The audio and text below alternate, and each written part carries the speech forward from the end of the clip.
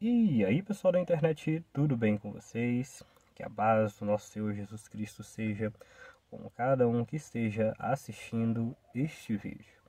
Bom, começando 2023, já bem no final de janeiro, e o assunto desse início de 2023 é o anticristo. Como sempre, né? Todos os anos, uma longa lista de nomes a este candidato opositor a Cristo e ao seu governo é levantada. Muitos apontam diversos nomes, resgatam nomes e até mesmo fazem o favor de ressuscitar homens para cumprir esse papel. É interessante como o sensacionalismo, e isso os crentes têm que tomar cuidado, o sensacionalismo. É interessante como isso atrai as pessoas. Uma mentira, ela tem um grande interesse para as pessoas, visto que é mais animador você imaginar certas coisas que até mesmo não fazem o menor sentido. Biblicamente, o anticristo ele só vai aparecer, ele só se tornará, esse líder nessa projeção, não é nem nessa projeção estimada dos homens, que é dominar o mundo inteiro, visto que ele não terá tempo o suficiente para isso. Mas ele se tornará esse homem de uma projeção conhecida a partir dos 3 anos e meio seguinte da semana de número 70, visto que ele estará em ascensão durante os 3 primeiros anos, certo? O que acontece?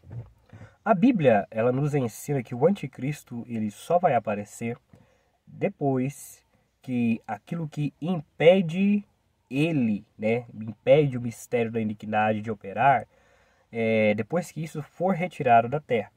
Coagitam, que seja o Espírito Santo, coagitam um monte de coisas. Entretanto, biblicamente nós entendemos que 3 coisas se opõem ao mistério da iniquidade. Primeiro deles, o Espírito Santo. Isso é um fato. Mas ele não será retirado da terra, como Jesus disse, ele estará aqui para sempre. Você vê, por exemplo, que durante o governo do anticristo, a ação do Espírito Santo sobre as pessoas que vão se tornando cristãs, vão aceitando Jesus Cristo, e aí já não cabe mais a história da igreja que foi encerrada no seu arrebatamento, você vê o papel importante desse Espírito na vida dessas pessoas. Elas recebem poder, elas recebem o testemunho de Deus e a palavra de Jesus Cristo. São essas duas coisas que tornam o homem capacitado para evangelizar. E essas seriam as 2 coisas que os crentes deveriam estar buscando atualmente, e não é o que está acontecendo. A segunda coisa que se opõe ao mistério da iniquidade são os governos. Visto que Daniel menciona que quando o anticristo estiver batalhando para conquistar os governos ao seu redor, e isso inclui os 10 reinos, ele vai vencer 3 desses reinos, os outros vão se subjugar a ele sem o auxílio de força.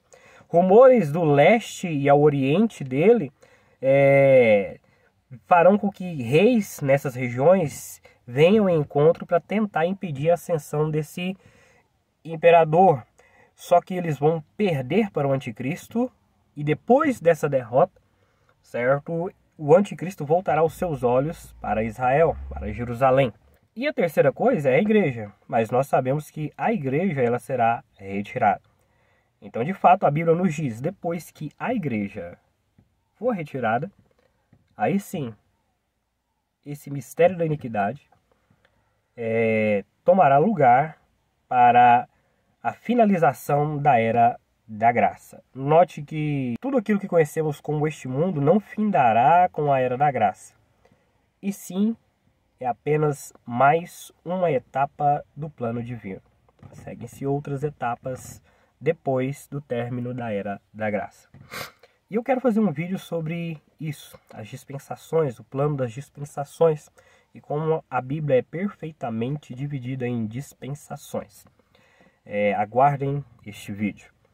Muito bem, o problema é que o sensacionalismo ele desperta curiosidades nas pessoas para que estas tentem adivinhar quem será este homem. Ora, a Bíblia nos dá a localização de onde esse homem sairá. Note que ele é o pequeno chifre de uma das 4 divisões do Império Grego, que a gente conhece como Síria, Grécia, Turquia e Egito. O anticristo derrotará esses 3 e formulará, o Império Grego. E depois os 10, que fazem parte da Roma revisada, não o Império Romano, mas aquilo que chamamos de Roma revisada. Então a Bíblia nos dá a diretriz, de onde este homem da iniquidade sairá, de um desses 4 impérios. Eu vou fazer também um vídeo aprofundando, mostrando da onde ele vai sair, conforme está na Bíblia Sagrada. O fato é, meus irmãos, nós não temos preocupação com este anticristo, visto que nós vamos somente conhecê-lo na segunda vinda de Cristo, quando Cristo, conforme profetizado, virá com todos os seus santos. Nós estaremos no meio desses santos, a fim de conquistar o reino deste mundo para o nosso Cristo e este para Deus. Como está escrito em Apocalipse, que os reinos deste mundo vieram a ser de Deus e o seu Cristo, o nosso Senhor. Mas nós temos que nos preocupar com muitos anticristos, como João disse. Muitos têm se tornado anticristos. O que é o anticristo? Aquele que se opõe ao governo de Deus. Aquele que diz para você pode fazer tudo e não é errado. Aquele que te conduz a um caminho pecaminoso que está indo direto para o inferno. Aquele que passa a mão no seu ego e no seu pecado. Aquele que não te ensina a Bíblia, mas te ensina a prevaricar contra Deus, a zombar de Deus, a achar que Deus é algum negociante, algum barganhador. Estes têm se feito anticristos no nosso meio. Então nós devemos combatê-los. Como? Com a palavra de Deus, com a santificação.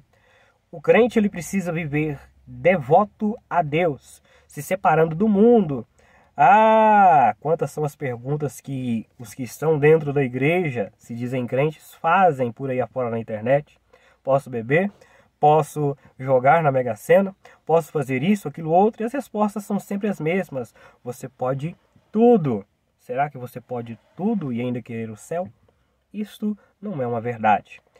Todo aquele que morre para o mundo é considerado separado para Deus. Por isso, o viver em devoção. Experimente viver em devoção, separado do mundo. Certo?